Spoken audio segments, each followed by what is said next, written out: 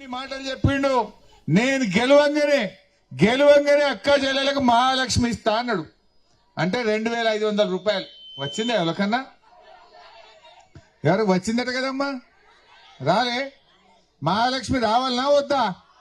రావాలంటే కారుకి వెయ్యాలి. ఏమంటాడు రేవంత్ రెడ్డి? ఇప్పుడు మహాలక్ష్మి ఎగబెట్టిండు, 2000 పింఛన్ 4000 చేస్తా అన్నాడు. ఇచ్చిండా? ఇయ్యలే కదా. తులం బంగారం వచ్చిందా? మరి ఏది ఇవ్వకుండా మీరు ఎవరన్నా ఓటేసింది అనుకో, ఏమంటాడు? నేను అన్ని ఎగబెట్టినా నాకే వేసింది, ఇచ్చేది లేదు పో అంటాడు. ఇప్పుడు ఆయనకి ఎట్లా తెలియాలి? ఇప్పుడు జూబ్లీ హిల్స్ గెలిచినా రేవంత్ రెడ్డి ఉంటాడు, ఓడినా రేవంత్ రెడ్డి ఉంటాడు. కానీ ఆయనకు సురుకు పెట్టాలి. ఆయనకి ఏమర్థం కావాలి? నేను మహాలక్ష్మి అక్క చెల్లెలకు ఎగబెట్టిన కనుక నన్ను ఓడగొట్టిండ్రు, నేను తులం బంగారం ఇయ్యలేదు కనుక నన్ను ఓడగొట్టిండ్రు, అవ్వ తాతలకు 4000 పింఛన్ ఇయ్యలేదు కనుక నన్ను ఓడగొట్టిండ్రు అంటేనే గప్పుడు ఆలోచిస్తాడు, మనకు అన్ని ఇస్తాడు. మేము కూడా అసెంబ్లీలో గట్టి కొట్లాడద్దా మీకోసం?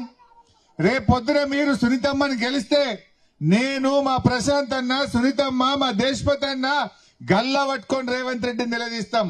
బిడ్డ జూబ్లీ హిల్స్ లో కర్రు గాల్చి వాత పెట్టిర్రు, ఇప్పుడన్నా మహాలక్ష్మి ఇస్తావా ఇయ్యవా నీ సంగతి ఏందని అడుగుతాం.